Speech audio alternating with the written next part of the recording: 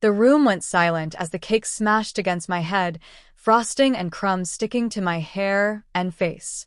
Nathan's angry eyes burned into mine, while the guests stood frozen, their whispers barely louder than my racing heartbeat. "How could you refuse us?" he yelled, his voice sharp with fury. I wiped the frosting off my face, my hands shaking as the sting of betrayal hit me. This was supposed to be a night of joy, but instead, it was the beginning of something I never saw coming. "Hello, my name is Serena Collins, and I'm 28 years old. I live in the lively city of Portland, Oregon, where the rain often feels like a companion to my thoughts. I work as a freelance graphic designer, blending creativity with purpose in every project I take on. My career is not just a job, it's my passion and my escape. I've always been an independent person, carving out my own path in life. My father, Marcus Collins, was my greatest inspiration. He was a brilliant entrepreneur, a self-made man who built a multi-million-dollar company with nothing but sheer determination. Growing up, I admired the way he approached life with integrity and vision. My mother, Anne, has always been my anchor. A retired school principal, she's a woman of resilience and grace. Her wisdom shaped my perspective, and her strength gave me the courage to face life's challenges.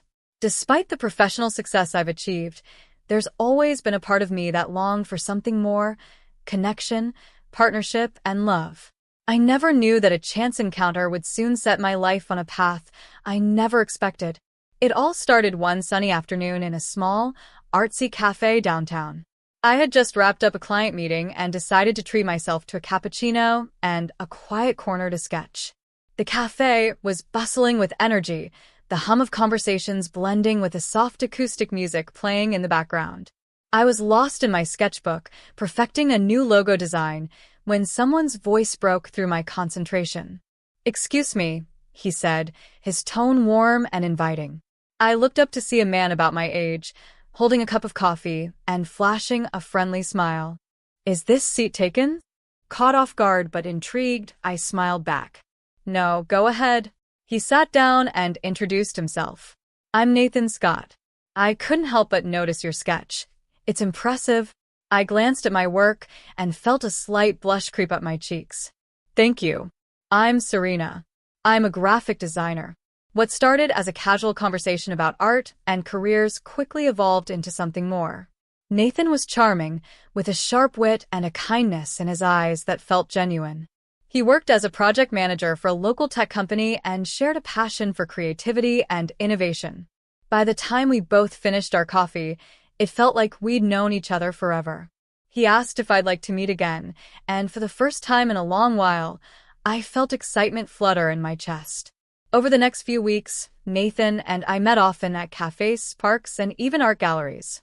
With every meeting, my walls came down, and I started to believe that maybe, just maybe, he could be the partner I'd been hoping for. A year after that first meeting in the cafe, Nathan and I stood together under a canopy of fairy lights in a quaint garden venue. The air was filled with the soft aroma of roses and the cheerful chatter of friends and family. It was the perfect setting for what felt like the beginning of a fairy tale. Nathan looked dashing in a tailored navy suit, his eyes fixed on me as I walked down the aisle in a simple yet elegant white gown.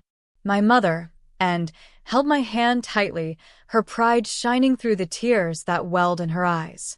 As I reached Nathan, I couldn't help but feel a wave of emotion. This was it, the start of our life together. The officiant began the ceremony, and as we exchanged vows, I could see the sincerity in Nathan's eyes. "I promise to stand by you in every chapter of our story," he said, his voice steady and filled with warmth. "And I promise to love and support you through all of life's challenges," I replied, my voice trembling with emotion. The moment he slipped the ring onto my finger, a cheer erupted from our loved ones. The rest of the evening was a whirlwind of laughter, dancing, and heartfelt toasts. My mother gave a beautiful speech about love and resilience, and even Nathan's mother, Margaret, seemed to warm up to me for a moment at least. As we danced under the stars, Nathan whispered in my ear, "This is just the beginning, Serena. I can't wait to build a life with you." In that moment, I believed him wholeheartedly. The honeymoon phase didn't last as long as I'd hoped. Shortly after moving into Nathan's home, which we now shared with his mother, Margaret, cracks began to form in the perfect picture I had imagined. Margaret had been polite enough at the wedding, but her true colors showed as soon as we started living under the same roof. Every day felt like walking on eggshells. "Serena, is that how you plan to keep the house? It looks like a disaster," she'd say, even if I had spent hours tidying up. Or, "Nathan deserves a wife who knows how to cook properly. Maybe you should take some lessons." At first, I tried to brush off her comments, chalking them up to her being overly protective of her son. But as the days turned into weeks, her barbs became more pointed and impossible to ignore. "You know," she said one evening as we sat at the dinner table, "Nathan could have married someone who brought more to the table. Someone who knew how to handle a real household." I clenched my fists under the table, but managed to keep my composure. Nathan always seemed to stay quiet during these moments, offering me a reassuring squeeze of my hand, but never standing up to his mother. It hurt, but I told myself I could handle it. I loved Nathan, and I didn't want to cause a rift in the family. Yet, deep down, I began to wonder how long I could endure Margaret's constant criticisms without losing myself. It was a crisp November morning when I received the call that changed everything. Nathan and I were having breakfast, the soft hum of the coffee machine filling the kitchen, when my phone buzzed. Seeing my mother's name on the screen, I answered cheerfully, not expecting the words that followed. "Serena," my mother's voice cracked, thick with emotion. "Your father, he's gone. He had a heart attack this morning." The mug in my hand slipped, shattering on the tiled floor as I stood frozen. "No, Mom, no." "That can't be true," I whispered, my voice barely audible. Nathan rushed to my side, his arms around me as I broke down in tears. My father, my mentor, my hero, gone in an instant. The next few days were a blur of grief and arrangements. I flew back to Portland to be with my mother, Nathan staying behind to handle things at work. His absence stung, but I was too consumed by loss to dwell on it. At the funeral, as I stood by my father's casket, memories of him flooded my mind, his laughter, his words of encouragement, the way he used to tell me I could achieve anything I set my mind to. After the service, my father's attorney, Mr. Benson, approached me with a somber expression. "Serena, your father left instructions for you in his will. We should discuss this when you're ready." I nodded, though I wasn't sure I'd ever be ready to face what life would look like without my father. A week after my father's funeral, I found myself sitting in the polished office of his attorney, Mr. Benson. The walls were lined with shelves of thick legal books, and the air smelled faintly of leather and ink. My mother sat beside me, her hand resting lightly on mine for comfort. "Serena," Mr. Benson began, his tone calm and professional, "your father was incredibly proud of you. He left detailed instructions for his estate, and I want to assure you that he had your best interests at heart." I nodded, my throat dry. I wasn't sure what to expect, perhaps some family heirlooms or a modest amount from his savings. What came next, though, left me speechless. "As per your father's will, you are now the sole owner of Collins Enterprises, valued at approximately $150 million. My head snapped up. I'm sorry. Did you just say $150 million? "Yes," he confirmed with a small smile. "Your father trusted you to carry on his legacy. He left the company entirely in your name, along with his shares, assets, and holdings. It's a significant responsibility, but one he believed you were more than capable of handling."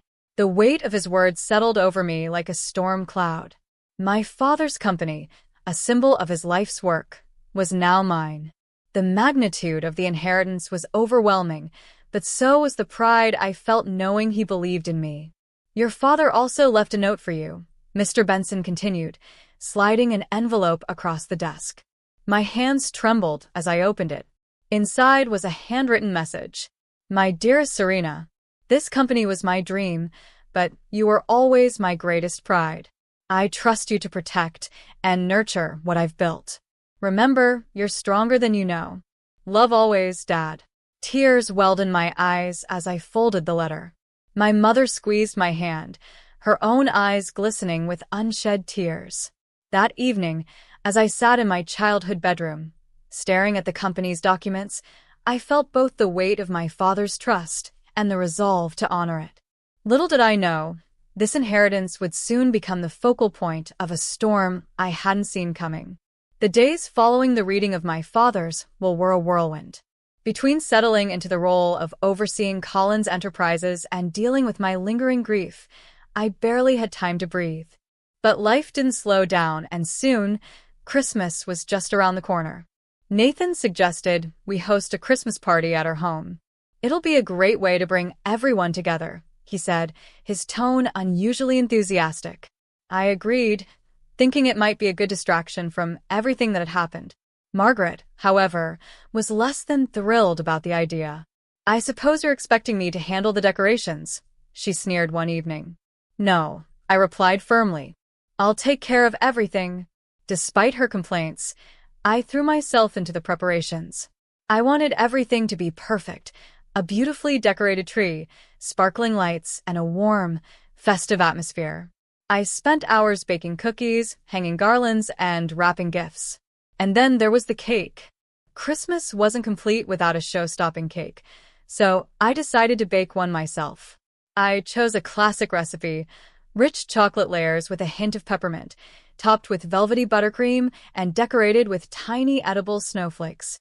It took me most of an evening to get it just right. By the time it was finished, the kitchen smelled heavenly, and the cake sat proudly on the counter, ready to be the centerpiece of the party. "You really think this theme works? Red and gold are so outdated," Margaret muttered as I hung ornaments on the tree. Nathan, as usual, stayed silent, offering no support or encouragement.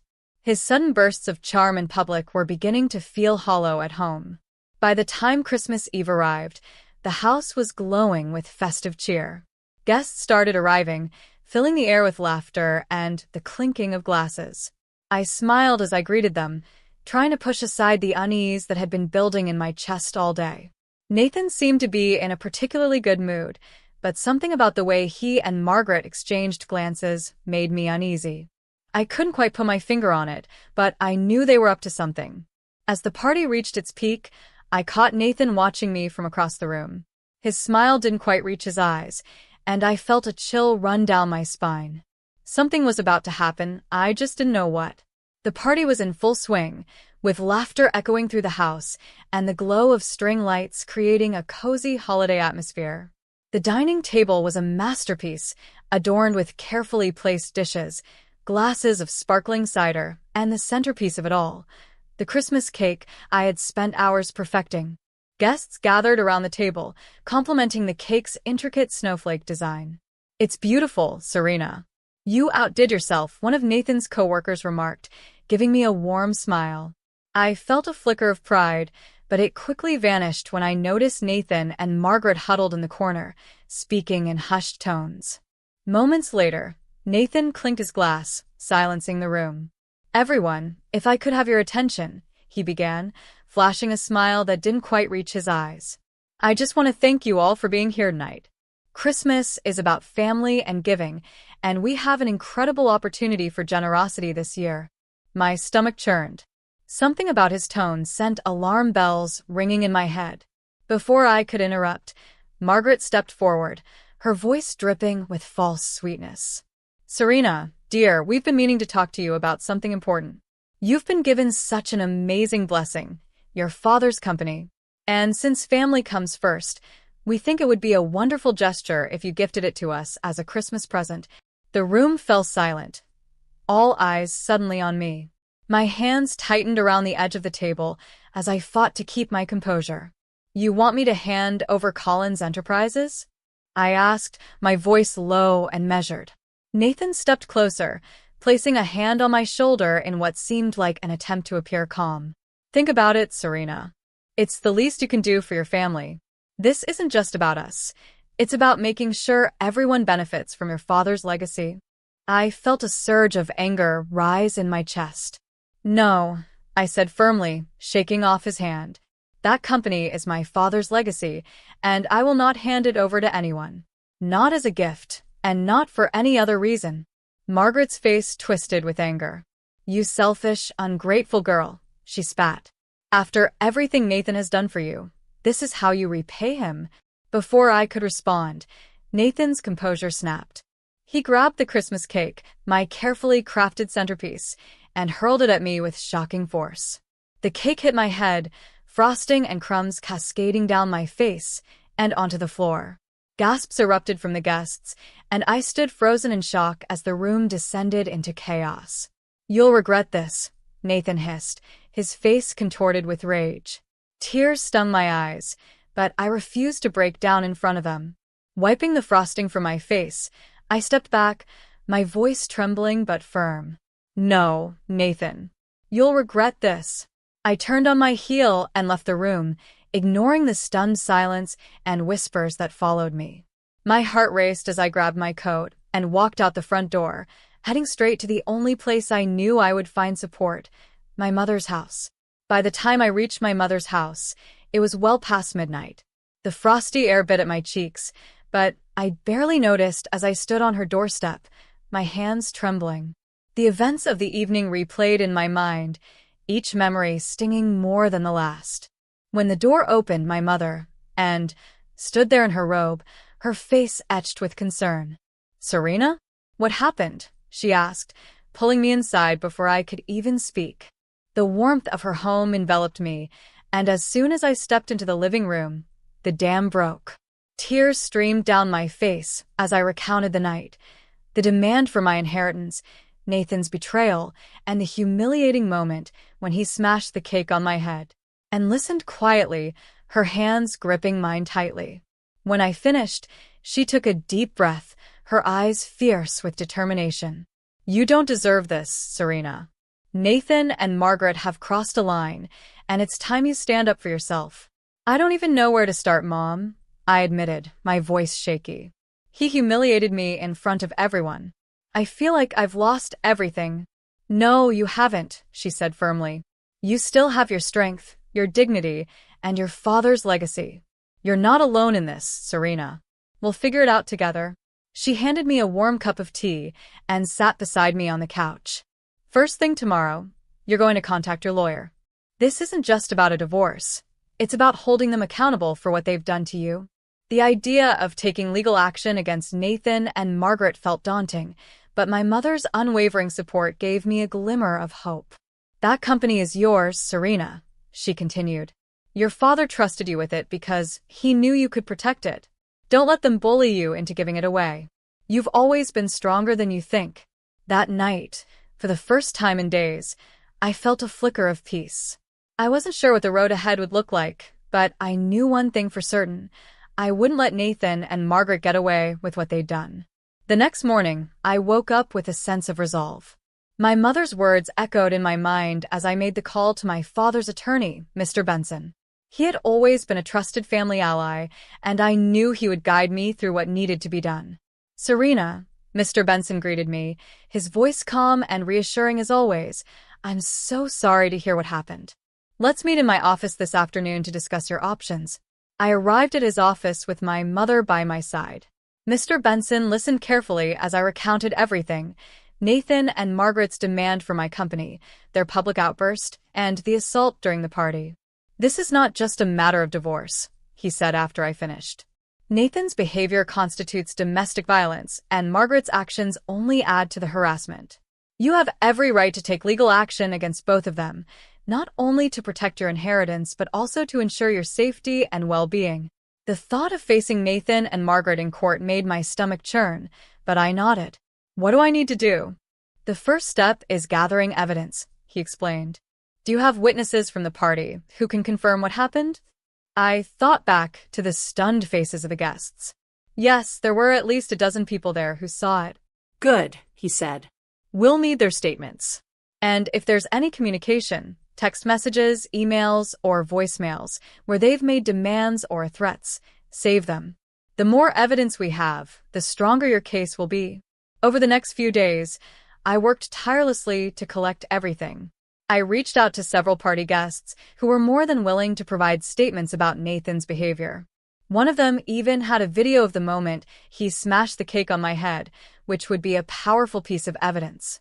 I also went through my phone, finding text messages where Nathan had hinted at the demand for the company.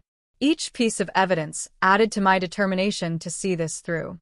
Meanwhile, Mr. Benson filed for a restraining order against Nathan to ensure my safety during the process. "This isn't just about revenge, Serena," he reminded me during one of our meetings. "This is about standing up for yourself and protecting your future." With every step forward, I felt a growing sense of strength. For years, I had allowed people like Margaret to belittle me and Nathan to manipulate me. But now, with my mother's unwavering support and the guidance of a trusted attorney, I was reclaiming control over my life. Weeks later, the day finally arrived. The courtroom was a stark and intimidating place, with its high ceilings and rows of wooden benches. I sat at the plaintiff's table beside Mr. Benson, my heart pounding in my chest. My mother sat behind me, her presence a steadying force. Nathan and Margaret sat at the defense table, their faces a mixture of defiance and unease. Nathan's confident smirk faltered when Mr. Benson opened with his statement, outlining the harassment, assault, and manipulation I had endured. "Your Honor," Mr. Benson began, his voice steady, "this case is about more than a marriage gone wrong. It's about greed, control, and abuse. My client, Serena Collins, has been subjected to unjust demands, public humiliation, and physical violence. The evidence will speak for itself." As the trial unfolded, witness after witness took the stand. Friends and colleagues who had been at the Christmas party described the scene in vivid detail: the demand for my inheritance, the argument, and the moment Nathan smashed the cake over my head. "I saw everything," one guest testified. "Serena said no, and Nathan completely lost it. He picked up the cake and threw it at her. It was horrifying." Another guest presented the video they had taken during the party. The courtroom watched in silence as the footage played, showing Nathan's rage-filled attack and my composed yet heartbroken departure. Text messages and emails were submitted as evidence, clearly showing Nathan's escalating pressure to hand over my father's company.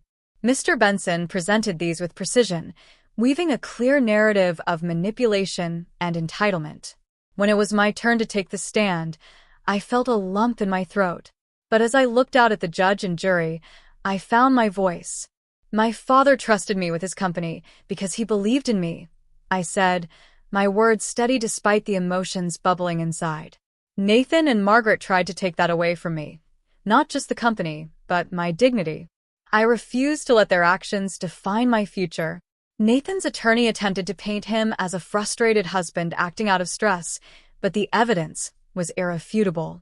Margaret's involvement, her verbal abuse, and her role in encouraging Nathan's actions were equally exposed. The judge's verdict was a moment of validation. Nathan was sentenced to probation and community service for the assault, along with a hefty fine for damages. Margaret was ordered to stay away from me, with a restraining order in place. Their legal team had tried to minimize the consequences, but justice had been served. As I left the courtroom, my mother hugged me tightly. "I'm so proud of you, Serena," she whispered. For the first time in what felt like forever, I felt a sense of freedom. I had stood up for myself, reclaimed my father's legacy, and taken the first step toward rebuilding my life. The court case against Nathan and Margaret was only the beginning. With the restraining orders and legal consequences in place, the next step was to finalize my divorce from Nathan. I couldn't move forward with my life while still being tethered to him. With Mr. Benson's guidance, I filed for divorce on the grounds of irreconcilable differences and domestic abuse. Nathan's actions during the Christmas party, coupled with the evidence of manipulation and harassment, left no room for dispute. The process, though emotionally draining, was straightforward. Nathan attempted to negotiate, claiming he wanted to salvage the relationship, but I made it clear that there was no going back. "You didn't just break my trust, Nathan," I told him during a meeting. "You broke me. But now, I'm putting myself back together, and you have no place in my life anymore." It was a cathartic moment, standing my ground and refusing to let him manipulate me further. Within weeks, the court granted the divorce. Nathan received no part of my inheritance or assets, thanks to the airtight prenup my father had insisted on before our marriage. Margaret, who had always been so vocal about my shortcomings, was conspicuously silent when the final papers were signed. The day I received the official divorce decree, I felt an overwhelming sense of relief. I was free, not just from Nathan, but from the toxic environment that had surrounded me for so long. My mother and I celebrated quietly at home, sharing a bottle of wine and toasting to new beginnings. "You did it, Serena," she said, her voice filled with pride. "You stood up for yourself and came out stronger on the other side." I smiled, feeling a sense of peace I hadn't known in years. "I couldn't have done it without you, Mom." With the court case behind me and the divorce finalized, my life entered a new chapter, one defined by independence, strength, and purpose. Moving forward wasn't easy, but it was necessary. I decided to sell the house Nathan and I had shared. It was filled with too many memories of betrayal and heartache. Instead, I purchased a small but modern apartment in the heart of Portland, a place that felt like my own fresh start. Collins Enterprises became my focus. With Mr. Benson's guidance and a talented management team, I immersed myself in learning the ins and outs of the company. My father's legacy was too important to leave in the hands of others, and I wanted to honor his trust in me. It wasn't long before I started making decisions that improved the business, earning the respect of the employees who had worked under my father for years. Outside of work, I began rebuilding my personal life. I joined a local art class, rekindling my passion for painting. Through this class, I met new friends who shared my interests and brought light into my life. I also started volunteering at a women's shelter, sharing my story with others who had experienced similar challenges. It was healing not only for them, but for me as well. My relationship with my mother grew even stronger. She became my closest confidant, always reminding me of how far I'd come. On the anniversary of my father's passing, we visited his favorite park and planted a tree in his memory, a living reminder of his strength and love. Nathan and Margaret, on the other hand, faded into the background. With the restraining orders in place, I no longer had to worry about their interference. The thought of them no longer filled me with anger. Instead, I felt a quiet sense of justice, knowing they had been held accountable for their actions. One evening, as I sat on my apartment's balcony overlooking the city lights, I felt something I hadn't felt in a long time: peace. The scars of the past were still there, but they no longer defined me. I was stronger, wiser, and ready for whatever the future held. This was my life now, a life I had reclaimed, built on the foundation of resilience and hope. And for the first time in years, I felt truly free. Thank you for joining me on Serena's journey of resilience, courage, and self-discovery. Her story is a powerful reminder that no matter how tough life gets, standing up for yourself and fighting for your happiness is always worth it. If you enjoyed this story, don't forget to like, leave a comment, and subscribe to stay updated with more stories of strength, drama, and inspiration. I'd love to hear your thoughts. What part of Serena's journey resonated most with you? Your support means the world to me and helps bring more empowering stories like this to life. Thank you for being part of this incredible journey.